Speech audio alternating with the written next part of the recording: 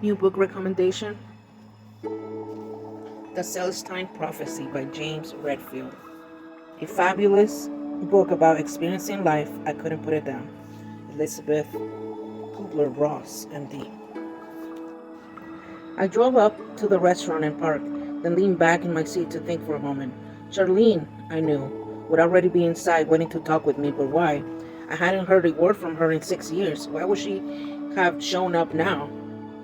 Just when I sequestered myself in the woods for a week, I stepped out of the truck and walked towards the restaurant.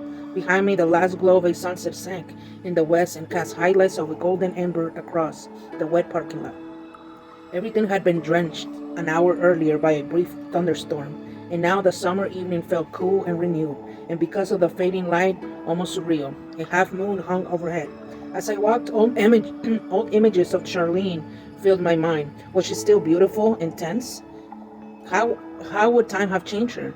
And what was I to think of this manuscript she had mentioned, this ancient artifact found in South America that she couldn't wait to tell me about? I have a 2-hour layover at the airport, she had said on the telephone. Can you meet me for dinner? You're going to love what this manuscript says, and it's your kind of mystery. My kind of mystery? What does she mean by that? Inside, the restaurant was crowded. Several couples waited for tables. When I found the hostess, she told me Charlene had already been seated and directed me towards a terrace area above the main dining room. I walked up the steps and became aware of a crowd of people surrounding one of the tables. The crowd included 2 policemen. Suddenly, the policemen turned and rushed past me and down the steps.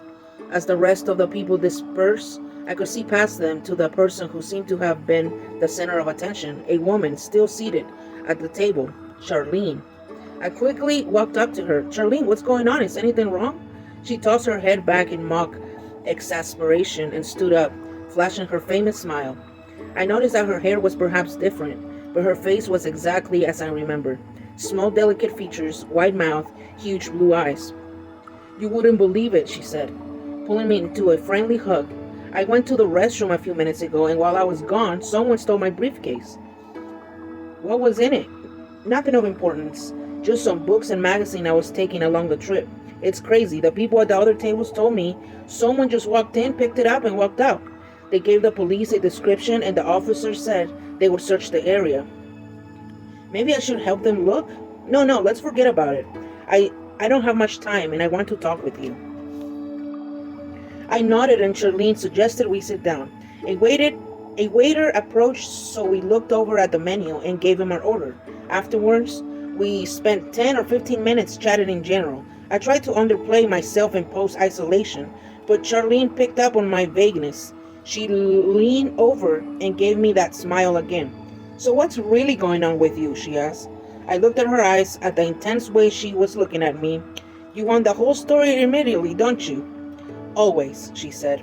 Well, the truth is, I'm taking some time for myself right now and staying at the lake. I've been working hard and thinking about changing directions in my life.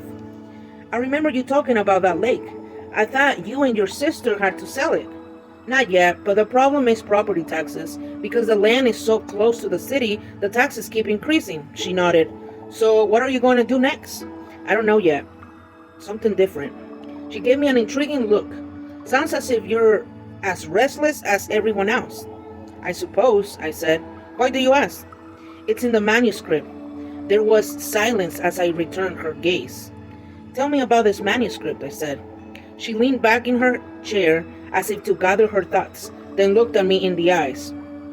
I mentioned on the phone, I think, that I left the newspaper several years ago and I joined a research firm that investigates cultural and demographic changes in the UN. My last assignment was in Peru. While I was there completing some research at the University of Lima, I kept hearing rumors about an old manuscript that had been discovered. Only no one could give me any of the details, not even the Department of Archaeology or Anthropology. And when I contacted the government about it, they denied any knowledge whatsoever. One person told me that the government was usually working to suppress this document for some reason, although, again, he had no direct knowledge. You know me, she continued. I'm curious. When my assignment was over, I decided to stay around for a couple of days to see what I could find out. At first, every lead I pursued turned out to be another dead end.